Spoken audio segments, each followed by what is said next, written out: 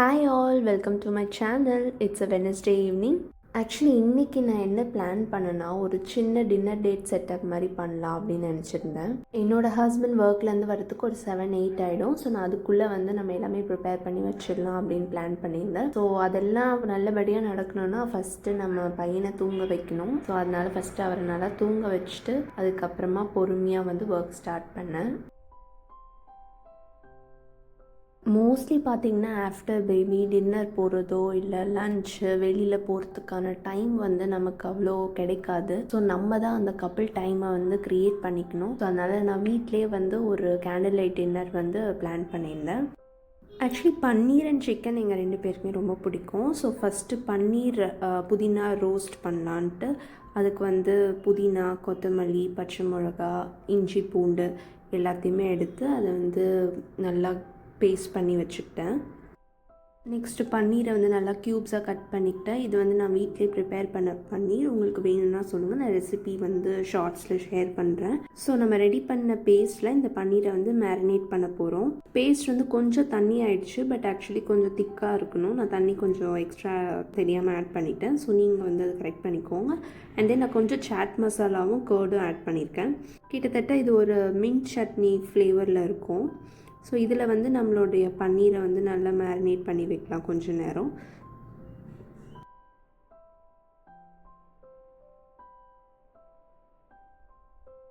Next 1/2 kg chicken வாங்கியிருந்தேன்.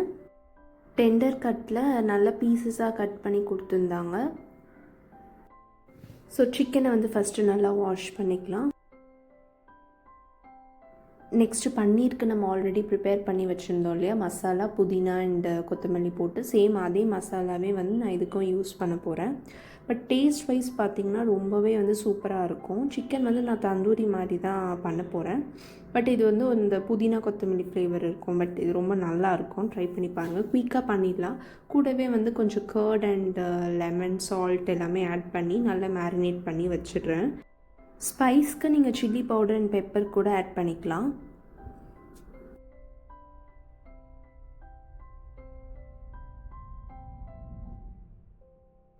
Mean time பையனுக்கு carat and பப்பாளி ரெண்டுத்தையும் நல்லா ஸ்டீம் பண்ணி பியூரி மாதிரி ரெடி பண்ணி வச்சுட்டேன். அதுதான் ஈவினிங்க்கு ஃபீட் பண்ணேன்.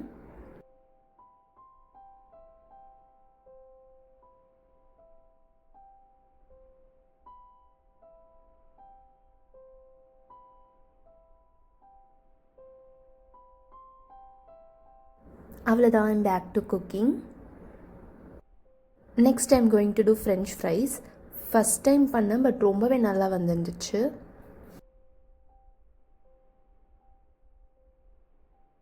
பொட்டேட்டோவை நல்லா ஸ்ட்ரெயிட் பீசஸாக கட் பண்ணிக்கோங்க.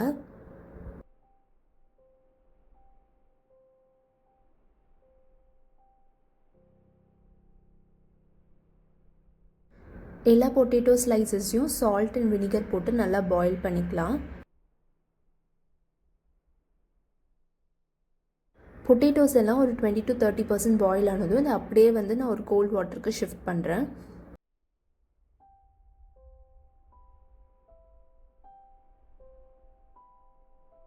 ஒரு 30 minutes to 1 hour அப்படியே அதை கோல்ட் வாட்டர்லேயே விட்டுருங்க. So mean time gobi manchurian செய்கிறதுக்கான ப்ரிப்பரேஷன் ஒர்க் தான் பண்ணிகிட்டு இருந்தேன்.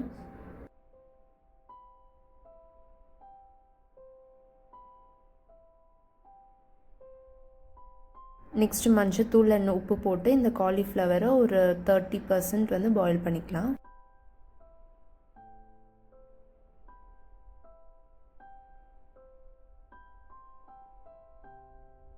பேரலி நம்ம பொட்டேட்டோஸை கோல்ட் வாட்டரில் போட்டு வச்சுருந்தோம் இல்லையா, ஸோ அதை அப்படியே எடுத்து நான் இங்கே ட்ரை பண்ணி வச்சுக்கிறேன்.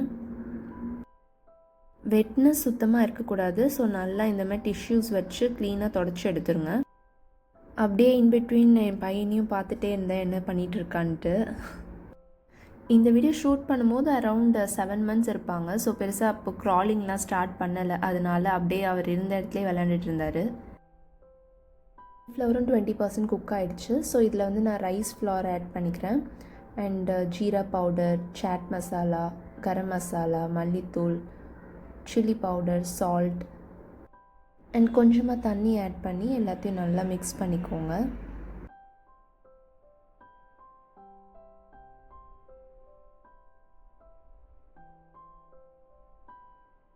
இப்போ நம்ம பொட்டேட்டோலேயும் வந்து கார்ன்ஃப்ளவர் ஆட் பண்ணிக்கலாம். இந்த மாதிரி பண்ணும்போது எக்ஸஸ் வாட்டர் இருந்தாலும் ட்ரை அவுட் ஆகிடும் அண்ட் நமக்கு ஃப்ரெஞ்ச் ஃப்ரைஸும் கிறிஸ்பியாக வரும். நெக்ஸ்ட்டு தவாவில் கொஞ்சமாக எண்ணெய் விட்டுக்கலாம்.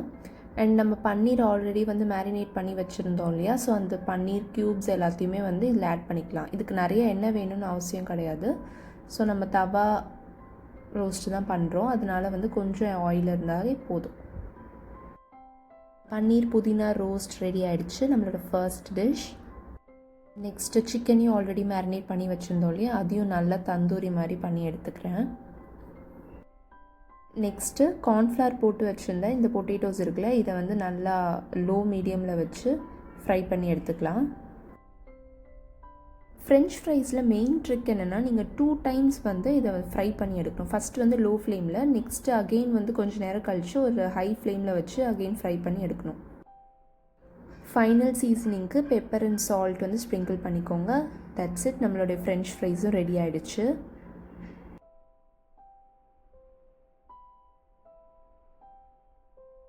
நெக்ஸ்ட் கோபி மஞ்சூரியனுக்கு நான் ஒரு பெரிய வெங்காயம் அண்ட் ஒரு பெரிய கேப்சிகம் எடுத்திருக்கேன். ஹாஃப் அனியனை வந்து நல்லா க்யூப்ஸாக கட் பண்ணிக்கோங்க அண்ட் மீதி பாதியை வந்து கொஞ்சம் சின்ன சின்னதாக கட் பண்ணிக்கோங்க. சேம் கேப்சிகம்மே வந்து கொஞ்சம் ஹாஃப் க்யூபாக கொஞ்சம் பெருசாக கட் பண்ணிக்கோங்க, அப்போ தான் வந்து சாப்பிடும் போது நல்லாயிருக்கும். நெக்ஸ்ட் நம்ம காலிஃப்ளவரை நல்லா மேரினேட் பண்ணி வச்சுருந்தோம் இல்லையா, அதை நல்லா டீப் ஃப்ரை பண்ணி எடுத்துக்கலாம்.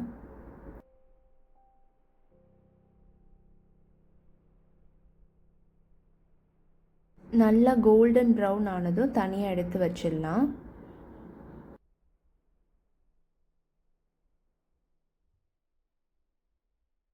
நெக்ஸ்ட் ஒரு பேன் எடுத்துக்கோங்க, அதில் கொஞ்சமாக ஆயில் விட்டு அண்ட் குட்டியாக கட் பண்ணி வச்சுருந்து கார்லிக்கையும் ஆட் பண்ணிக்கலாம்.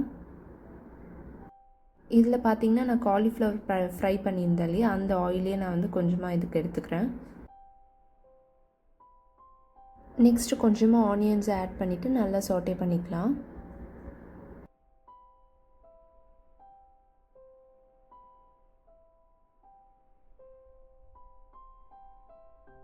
நெக்ஸ்ட்டு பார்த்திங்கன்னா நம்ம க்யூப்ஸாக கட் பண்ணி வச்சுருந்த ஆனியன் அண்ட் கேப்சிகம் இது ரெண்டுத்தையுமே வந்து ஆட் பண்ணிக்கிறோம். இந்த ஸ்டேஜில் நம்ம ஃப்ரை பண்ணி வச்சுருந்த காலிஃப்ளவரையும் ஆட் பண்ணிக்கலாம்.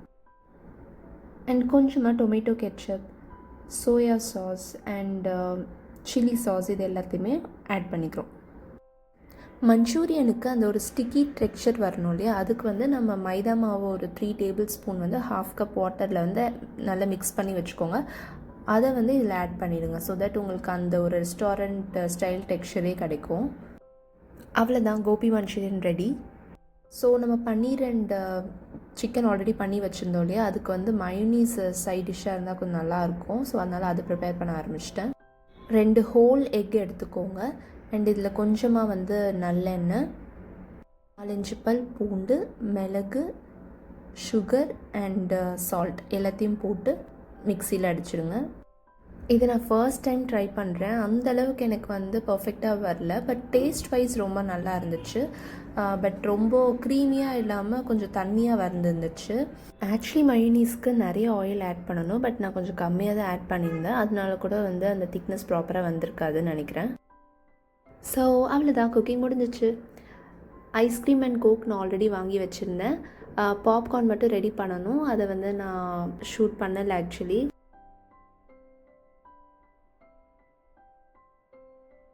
ஃபைனலி இப்போது டின்னர் செட்டப் மட்டும்தான் பெண்டிங் இருக்குது. ஸோ ஹாலில் வந்து இங்கே ஒரு பால்கனி இருக்கும், நான் இங்கே தான் பண்ணலாம் அப்படின்ட்டு பிளான் பண்ணி வச்சுருக்கேன். எப்படி வருதுன்னு பார்க்கலாம்.